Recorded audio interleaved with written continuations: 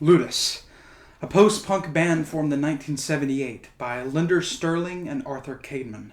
Before forming the band, Linder was already creating artwork for influential and important music acts, already making her stamp in the music world. After meeting Howard DeVito at the second legendary Sex Pistols gig at Lesser Free Trade Hall, she used her artistic talents to create the cover for Buzzcocks' single Orgasm Addict, and the cover art for the legendary album Real Life by Magazine. Howard was involved musically in both bands. Working in the music world inspired her to form Ludus. Their first performance was in 1979 when they opened for another great band, the pop group. In 1971, Arthur left the band. It was when Ian Devine joined when the band adapted its abstract sound. In 1981, they released their first full-length album entitled The Seduction, the focus of this week's spotlight. The Seduction included members Linder Sterling on vocals, Graham Dowdall on drums, percussion, and Ian Devine on all other instruments.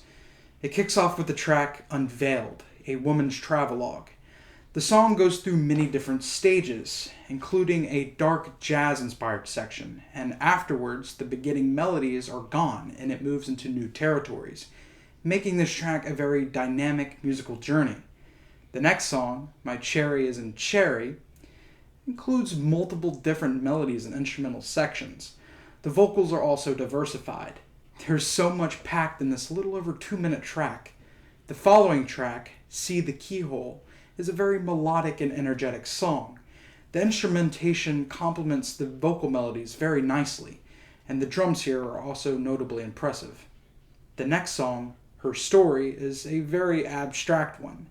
The jazz influence is incredibly prominent on this track, with an avant-garde twist.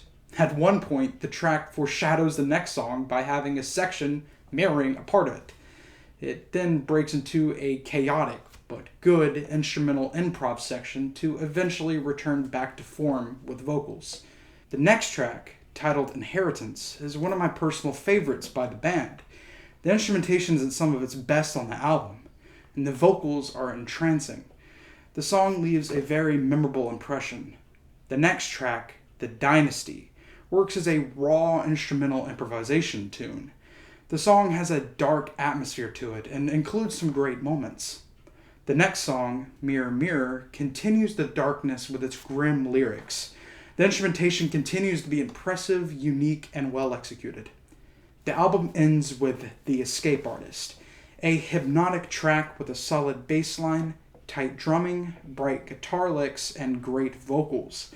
The end of the track takes a darker turn, with a dark minimal synth playing under intense screaming. In conclusion, The Seduction is a unique and creative output that is often overlooked. However, the album influenced most musicians that heard it. For example, the Smiths' Morrissey is a big fan of the group and was influenced by the band and his music. Ludus also made a lasting impact on the punk and post-punk scene.